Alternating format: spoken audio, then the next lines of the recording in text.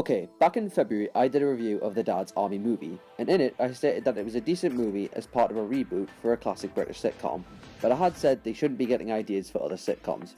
What I didn't know was that another classic BBC show was getting a movie this year, and unless you've already guessed by the title, it's the French and Saunders production Absolutely Fabulous. The show originally began in 1992 and ran until 1996 with 3 series and 2 specials. It was then revived in 2001 and ran for another 2 series and 2 more specials ending in 2005. In late 2011 and early 2012, 3 more specials were then broadcast. One main difference between this though and the Dad's Army movie is that it is still canon to the original series, thus meaning that it's the same cast and writers, and seeing the critical turnout appears to be miles better, let's dive in and see if they're right. Now, upon viewing of the movie, it's not bad as a comedy series movie being made onto a big screen. Obviously, they don't tend to do that well when they're released, and aren't liked in comparison to their retrospective TV series, with a few exceptions. And it did have Jennifer Saunders as the main writer for the movie as well, and she did a great job with the series as a whole. So what is this movie about? Well, Jennifer Saunders and Joanna Lumley return to portray their characters Adina Monsoon and Patty Stone, and they attend a party. And Adina wants to talk to Kate Moss, but in the scuffle accidentally pushes her off a wall and she falls into the River Thames. Thinking she has killed Kate Moss, she is suddenly surrounded in a media frenzy and resorts to fleeing to France with Patsy and Saffron's daughter, Lola.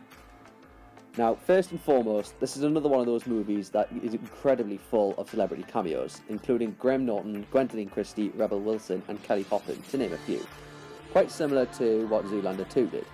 However, we all know Zoolander 2 was a pile of garbage, and a lot of the cameos didn't make sense, the ones I found being Susan Boyle and Katy Perry.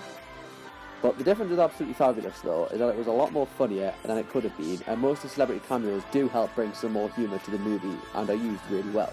Looking at the performances though, as I stated before, all of the original cast returned for this movie, as well as Saunders and Lumley, including Julia Sawalha, June Whitfield, Jane Horrocks and Kathy Burke, all reprising their roles of Saffron, Adina's mother, Bubble and Magda.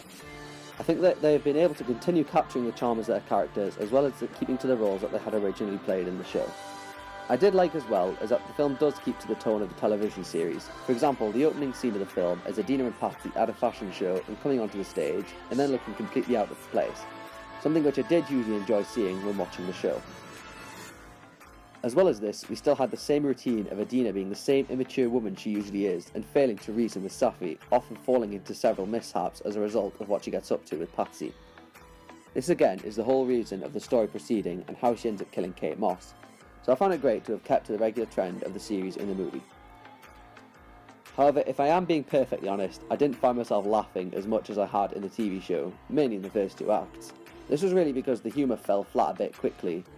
What allowed for the TV series to be funnier was the fact that they were only 30 minutes long, and the whole story involving the mishaps of Adina and Patsy were managed to be put into that short space of time. As a result of this, several of the scenes do seem filler to progress the movie, a main example being when Adina and Patsy are in France and Safi is trying to find them. And I do feel some of these scenes could have been cut out, and the movie would have still been very understandable. But on a final note, something I did like to hear was the old theme song, This Wheel's on Fire, to be played at the end of the movie. This time covered by Kylie, it was great to see the film stay true to the television series by closing off with the same song as before. As well as this, it gave me the general feeling that I had enjoyed this movie for what it was, and I would definitely watch it again. So overall, out of 10, I'm going to give this movie a 7, as one of the better big screen adaptations of TV sitcoms, but by no means the best of them. And it's definitely worth seeing if you are or were a fan of the original TV series, because it's nice to see the characters get together on the screen once again. This has been a review by DjangoFair220. Please be sure to like this video if you enjoyed it, and be sure to leave a comment, subscribe, and follow me on all social media for more updates on future reviews. Thanks for watching, guys.